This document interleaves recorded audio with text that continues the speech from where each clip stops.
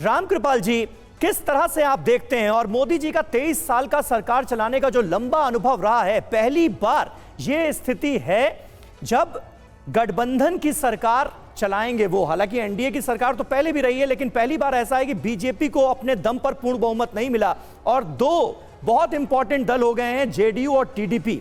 लेकिन जो अभी तक जानकारियां सामने आ रही हैं उसमें ऐसा तो नहीं लग रहा है कि बहुत दबाव है और ये दो दल क्योंकि बहुत महत्वपूर्ण भूमिका में थे इसलिए उन्होंने अपनी बार्गेनिंग पावर दिखाई है। देखिए समीर जी, राजनीति में जो भी रहता है और जितने शीर्ष पद पर रहता है उतने ही ज्यादा उस पर दबाव रहते हैं। ये कहना कि दबाव नहीं होता, एक देश को नेतृत्व दे रहे हैं।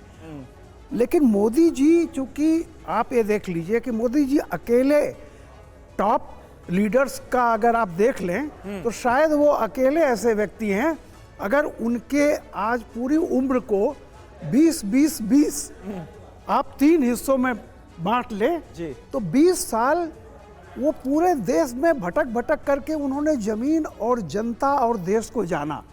20 साल उनका एडमिनिस्ट्रेशन रहा और इसके बाद 20 वर्ष जो है, नहीं सॉरी 20 साल उनका संगठन में काम का तरीका रहा और 21 साल करीब करीब वो मुख्यमंत्री और प्रधानमंत्री की लीडरशिप रही। बिल्कुल। तो एक ऐसा व्यक्ति है जो जमीन को, देश को समझता है, संगठन में काम किया है और नेतृत्व दे रहा है। तो उनका एक सबसे बड़ा लक्षण ये जो बात है, पहला लक्ष्य यह है कि राष्ट्र जो कुछ भी हो उसमें देश की भलाई हो और टाइम बाउंड जिसको ये कहते हैं कि समय से काम को पूरा करना और वो कंटिन्यूअस मॉनिटरिंग। ये नहीं है कि एक मंत्री को लक्ष्य दिया तो नहीं वो, और मेरा कहना यह है, कई लोग उसको तानाशाही या फलाना कहेंगे, वो एक तरह से ऐसे लीडर हैं जो सीएस को डीएस में कन्वर्ट करते हैं। सीएस का मतलब ये होता है आप में ऊर्जा है, आपकी करंट स्ट्रेंथ को डिजायर्ड स्ट्रेंथ तक, यानी आपको एक टारगेट दिया गया है कि ये काम इतने दिन पूरा करना है। तो ऐसा नहीं है कि उसी दिन प्रधानमंत्री जी पूछेंगे, वो बराबर आपसे सहयोग करते रहेंगे, कहाँ तक पहुंचे, कोई दिक्कत है क्या। तो ये जो उनका काम करने का तरीका है, निश्चित रूप से आज ये सारे मंत्रियों से वो साझा करेंगे। ठीक है जयशंकर जी, आप लगातार जैसे जैसे नाम हम फ्लैश कर रहे हैं अपनी स्क्रीन पर, आप नाम भी नोट कर रहे हैं, कोई ऐसा नाम जो आपको चौंका रहा है या फिर सब कुछ उम्मीद के मुताबिक चल रहा है? नहीं, एक तो ये लग रहा है कि जहाँ जहाँ भारतीय जनता पार्टी हारी है, या जहाँ उसका सुपड़ा साफ हो गया है, वहाँ से भी लोगों को मंत्री बनाया है। जैसे तमिलनाडु में अन्नामलाई को बनाया है, पंजाब में रवनीत सिंह बिट्टू का नाम आ रहा है कि उनको मंत्री बना रहे हैं। इसका मतलब कि पार्टी इन राज्यों में फोकस करने वाली है अगले चुनाव में के हिसाब से, और वहाँ उसके रहेंगे, ये प्रतिनिधि के तौर पे केंद्र सरकार में रहेंगे।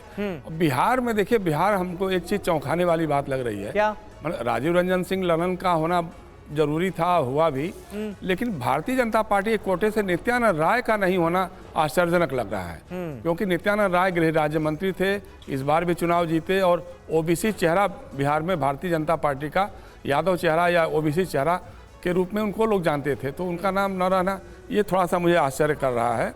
और धर्मेंद्र प्रधान का रहना भी क्या चौंका रहा है क्या? क्योंकि ओडिशा में इस बार ऐतिहासिक जीत हासिल की है पार्टी ने और उनका नाम मुख्यमंत्री पद की रेस में भी लोग बता रहे थे। हाँ, मैंने इसके बारे में पहले चर्चा की थी समीर, कि हमको भी लग रहा था कि वो चूंकि बहुत काफ़ी सुलझे हुए राजनेता हैं, उड़ीसा की राजनीति में भी उनकी अच्छी पकड़ रही है और केंद्र सरकार में भी वो अच्छे मंत्री रहे हैं, चाहे जिस मंत्रालय का प्रभार उनको मिला हो उसको उन्हें अच्छे से परफॉर्म किया, चाहे वो पेट्रोलियम रहा हो, चाहे मानव संसाधन रहा हो।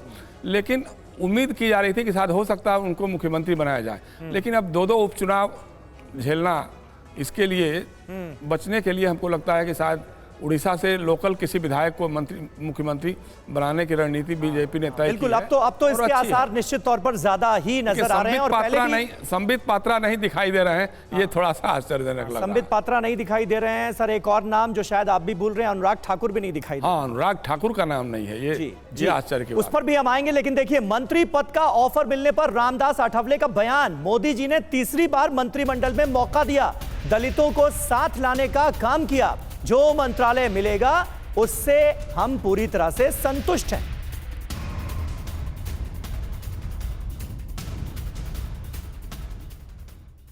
क्या कहेंगे? तीसरी बार मोदी सरकार बन रही है और तीसरी बार आप शपथ लेने जा रहे हैं। तो मुझे बहुत बड़ा आनंद है कि माननीय नरेंद्र मोदी जी ने उनके मंत्रिमंडल में तीसरी बार मुझे मौका दिया है। मेरी party Republican party of India है, बाबा साहब अम्बेडकर जी की पार्टी है, और इस पार्टी ने लगातार 10 सालों से मोदी जी का समर्थन दे दिया है। तो दलित जनता को बीजेपी के साथ लाने का काम हमने किया है। तो इसीलिए माननीय नरेंद्र मोदी जी को मालूम था, और महाराष्ट्र में आने वाला विधानसभा का चुनाव भी है, तो उसको भी नजरअंदाज रखते हुए महाराष्ट्र में अपनी सत्ता आनी चाहिए, महायुति की सत्ता आनी चाहिए, इंडिया की सत्ता आनी चाहिए।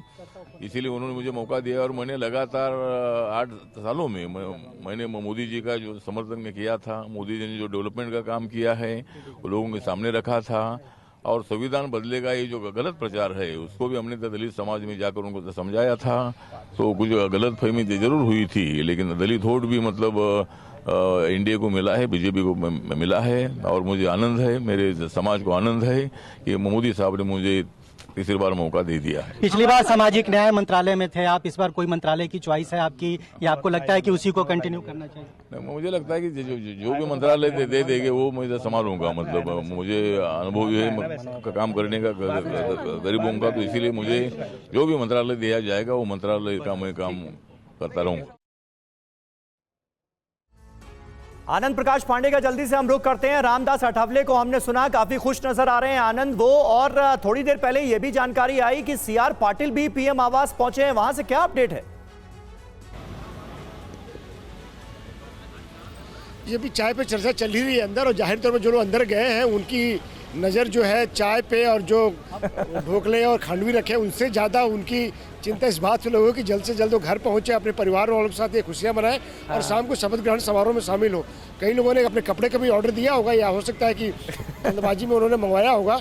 तो जो भी अभी अंदर चल रहा है, थोड़ी देर में तस्वीरें आएंगी, पीएमओ से तस्वीरें आएंगी, तो हम आपके साथ साझा करेंगे। इतना जरूर है कि जो यहाँ पहुँच गए उनका मंत्री बनना तय है, वो ये भी जानते हैं। और प्रधानमंत्री नरेंद्र मोदी के साथ उनकी पहली एक औपचारिक भेंट होगी, क्योंकि कई सारे ऐसे इसमें सांसद भी हैं जो मंत्री बनने जा रहे हैं, जो कि नए हैं, जो पहली बार बनेंगे। तो ऐसे में उनको भी प्रधानमंत्री नरेंद्र मोदी संबोधित करेंगे और उनको भी बताएंगे कि एक मंत्री के तौर पे क्या उनसे उम्मीद की जा रही है, वो भी ऐसे वक्त में जब बीजेपी ने और एनडीए ने उम्मीद जो थी, जो टारगेट था, उससे कम प्रदर्शन किया। जाहिर तौर पर प्रधानमंत्री की तरफ से कहा जाएगा कि कार्यकर्ताओं का और जनता का हमको ज़्यादा से ज़्यादा ध्यान देना है, और साथ ही साथ जो जिम्मेदारी मिलेगी उसको ठीक से उसका निर्वहन करना है। अच्छा, एक बात बता दीजिए जल्दी से आनंद, अनुराग ठाकुर नहीं पहुंचे हैं? देखिए, अनुराग ठाकुर अभी नजर नहीं आया, लेकिन ये हो सकता है कोई दूसरे गेट से जो एंट्री थी, जो अंदर जा रहे थे, तो कुछ कंफ्यूजन भी हो सकता है, लेकिन अभी थोड़ा इंतजार करना पड़ेगा। लेकिन अगर वहाँ पे अंदर जेपी नड्डा भी पहुंचे हुए हैं, जेपी नड्डा पार्टी अध्यक्ष के नाते ही पहुंचे, ये भी संभावना है कि जेपी नड्डा कार्यकाल खत्म हो रहा है। उनका कार्यकाल जो जून तक एक्सटेंड किया गया था, चुनाव तक एक्सटेंड किया गया था, कार्यकाल उनका खत्म हो रहा है।